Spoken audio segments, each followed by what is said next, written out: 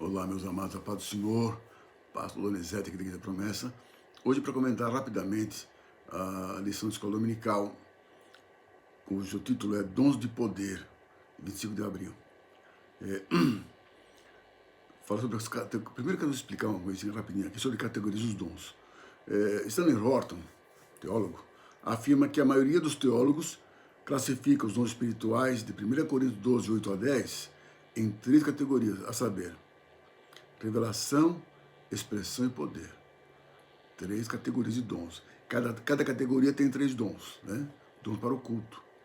Então, e hoje vamos falar sobre dons de poder. Dom de poder carrega com ele, essa categoria carrega 3 dons. Dom da fé, dons de curar e dom de operação de maravilhas. Eu quero me ater hoje, aí em 1 Coríntios 12, 9, nos dons de curar. Rapidamente, né? Aqui está no plural, dons de curar, mas não é um dom só.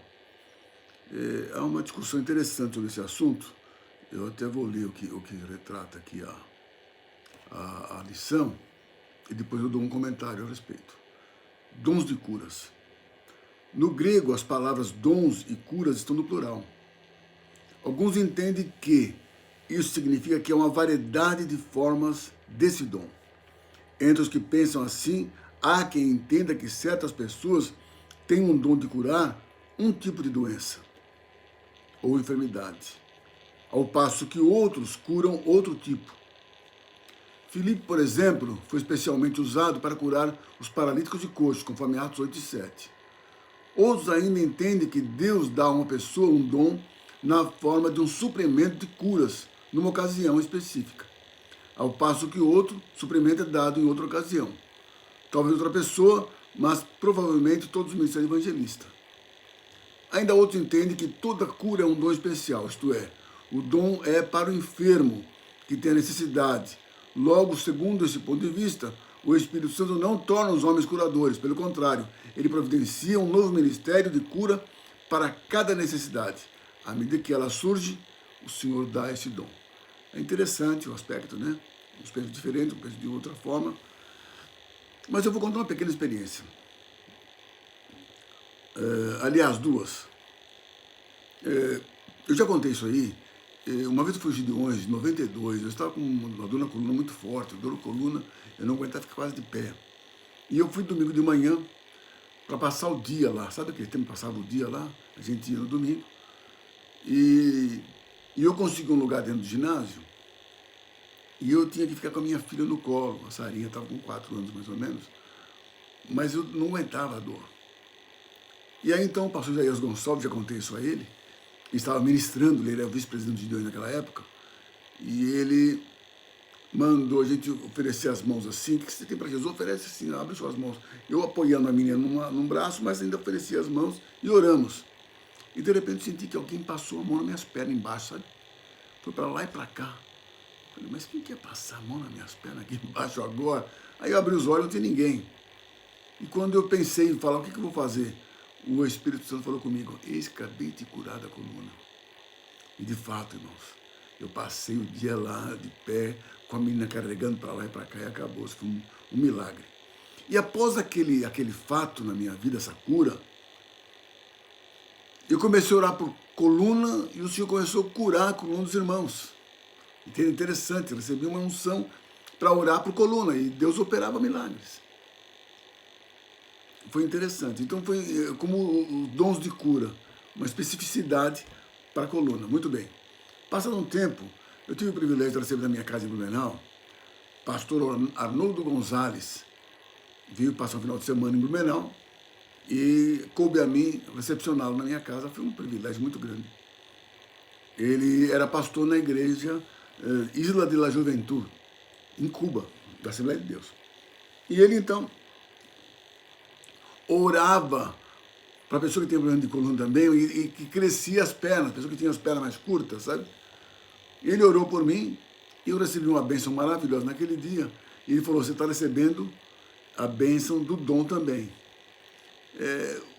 O dom, Paulo disse que queria comunicar algum dom. Então, se você impõe as mãos, você pode comunicar um dom também. Muito interessante isso, né? passar uma unção. Como é que você passa um óleo desse cá para essa mão? Esfregando, né? Então nós recebi aquele dom daquele irmão e comecei a orar por pessoas que tinham problema de perna curta e acabavam tropeçando, problema de coluna, e Deus começou a operar esses milagres. Então é interessante isso, dons de cura. Tem irmãos que oram por outros assuntos e Deus resolve na hora. E também esse assunto que ele falou aqui, que fala sobre suprimento para as necessidades do enfermo, parece que é possível também. Então a impressão que dá que os dons de cura são vários dons, depende da enfermidade e a pessoa tem uma capacidade específica para um dom. Muito interessante. Pode ser assim, né? Não dá para asseverar que não é também. Há correntes, outros que pensam que é um dom só, mas aqui diz que é o plural, né? Então é interessante, mas acontece o fato que Deus cura mesmo. E eu fui curado e tenho orado e Deus tem curado pessoas de coisas diferentes. Normalmente de coluna, tenho essa capacidade, essa facilidade para orar por isso. É interessante. Então, é dom de poder, né? Então, nessa manhã, nós ficamos, então, com esses 3 dons do dom de poder, da categoria de poder. Dom da fé, lembrando que tem a fé salvífica, que é a fé para a salvação, e o dom da fé, que opera milagres extraordinários, né? Que vai mexer aí também na operação de maravilhas, né? Jesus mandou acalmar o mar, maravilha. Eu tive 2 experiências, mas eu vou contar uma só. Nós construíamos, na época, a igreja da Vila Machado, lá em Corupá. Estávamos construindo uma igreja de madeira, nós tínhamos comprado o terreno, não tinha nada na casa de um irmão que fazia um trabalho bastante sofrido. Mas, pela misericórdia, eles compraram bem na praça central ali um terreno e estávamos construindo a igreja de madeira, a primeira igreja de madeira. Hoje é uma casa de alvenaria, um tempo muito bonito que fizeram ali depois que eu saí. Mas naquele tempo é que nós podíamos fazer.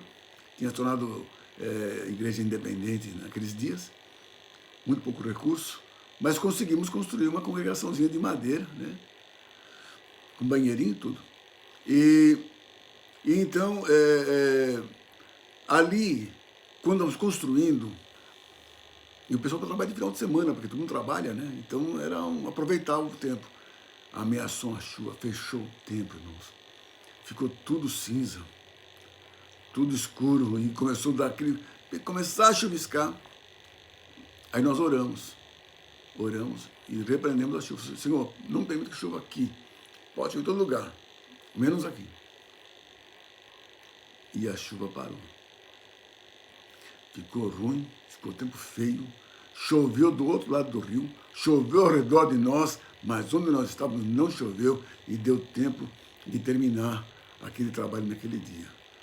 Para nós, naquele tempo, foi uma operação de milagres que Deus fez ali, parece maravilha. Então é assim, o importante disso aí é que Deus continua operando dons de maravilhas, de cura e de fé. Nós precisamos exercitar isso. Agora, a lição chama atenção numa coisa muito interessante, que esses dons vai para o evangelista. Se você olhar lá com Marcos 16, no final, o Senhor cooperou com eles enquanto eles prosseguiam pregando o evangelho. O Senhor confirmando a palavra com sinais.